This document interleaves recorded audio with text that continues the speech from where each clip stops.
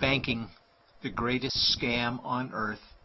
Thomas Jefferson said, "I believe that banking institutions are more dangerous to our liberties than standing armies. If the American people ever allow private banks to control the issue of their currency, the banks will deprive the people of all property until their children wake up homeless on the continent their fathers conquered." Jefferson's warning is already here. 40 million Americans are living on food stamps. Millions more are now homeless, living in tents, all because of one institution, the Federal Reserve System. The Federal Reserve is a group of private bankers who have stolen the money creation process from the American people. Most people still believe the Fed is an agency of the government working in our best interests. It is not. There is no greater form of evil in the world today, so let's explore the banking scam. None of us have ever been taught anything about money. The reason is to prevent us from learning the truth that money is a trick and money is a trap. When solving any crime, there's a universal truth: follow the money, but with the banking scam, follow it backwards. Where does money come from? The world's money supply is always growing. Where does all the new money keep coming from? Money comes from privately controlled global banks like the Federal Reserve System. They create money every day, which increases the world's money supply. Because all banks are either owned or controlled by private bankers, the real question is, how do private bankers create new money? And the answer is they create it out of thin air. Bankers create money out of nothing. They make it up. It is a fiction. Wow. Godlike power to create something of value out of nothing. A stroke of a keyboard and money is created. In fact, only 3% of the world's money is even in the form of bills and coins, which means 97% of all money in the world is just numbers typed on a computer screen. This is part one of the banking scam. Money is created out of nothing. The second part of the scam is this phony money is issued as debt.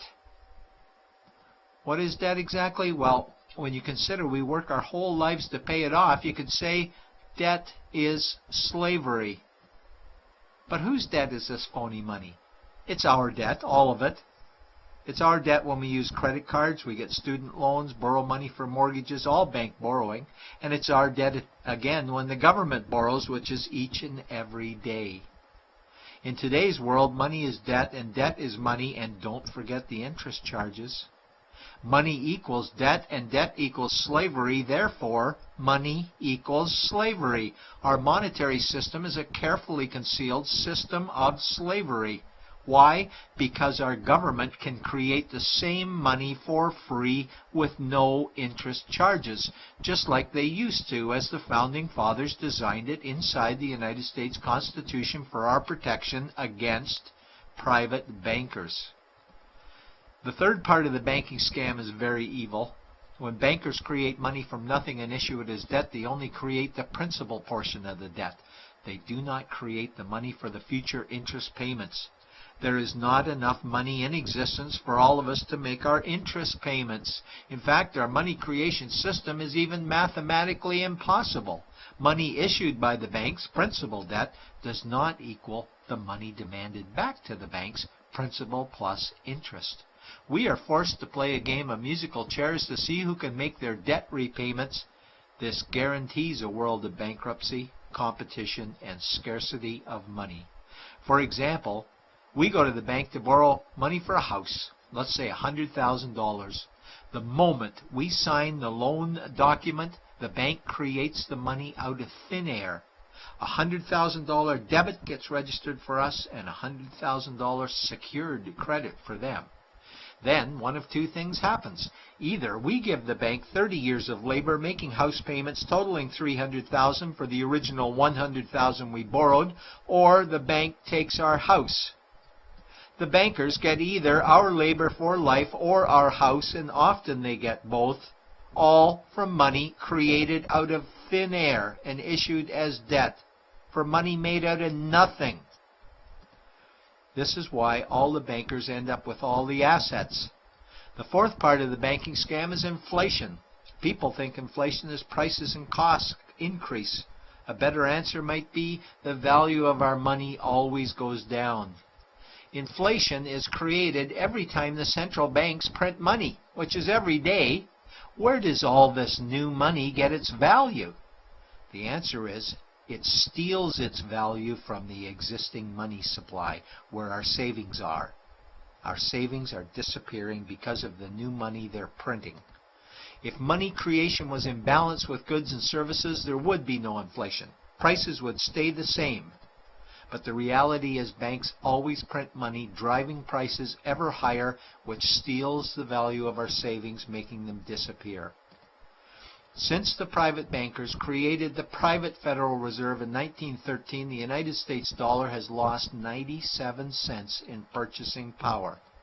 An item in 1913 that cost $100 in 2011 cost $2,230, a price increase of 2,130%. This is the banking scam. 4 parts. Private bankers create money out of nothing and charge interest on it. There is no money created for the future interest payments, and inflation steals our savings every day. In order for the banking scam to be pulled over our eyes, the bankers need help from the likes of paid-for politicians and appointed civil servants, military-industrial complex, mainstream media, multinational corporations, and the bankers' good buddies. For example, what do our banker-controlled television networks say about criminal bankers? "Oh, bankers are our saviors. Chairman is man of the year. He saved the world. Bankers really do deserve their bonuses. They're so smart." And what do our banker-owned G20 politicians say we need to do?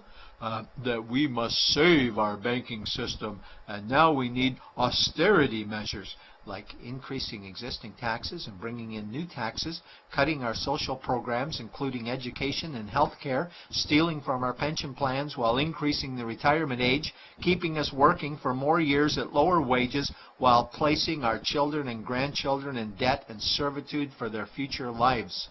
We are being lied to that we must go deeper in debt for bailouts, stimulus packages, quantitative easing, saving the too-big-to-fail banks, credit easing, currency interventions, all names that mean the same thing, more debt to us. Is it not strange that the solution to too much debt is always more debt to us? And where is all this money going? It's going to the banks and to the bankers. They are stealing our money right now. 0.1% of the world's population owns 2/3 of the world's wealth. This means that 99.99% of the world's population own less than 1/3 of the wealth, a decreasing amount because these guys are stealing it. We desperately need to wake up to the banking scam. It is time for change. To retake control of our money system, we must stop supporting the banking scam. Lincoln said the government should create all the currency and credit needed to satisfy the spending power of government and the buying power of consumers. Money will cease to be master and will then become servant of humanity. And Jefferson said the issuing power of money should be taken from the banks and restored to the people to whom it properly belongs. It's a pyramid scheme. And we, the people, are the bottom layers of the banking pyramid. Without our support, the banking scam collapses. We have to do it ourselves.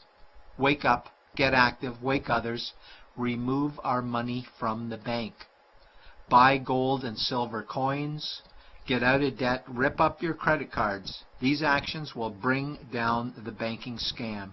Only vote for politicians who support debt-free money, or run for office yourself, and turn off mainstream media to search for the truth while you still can.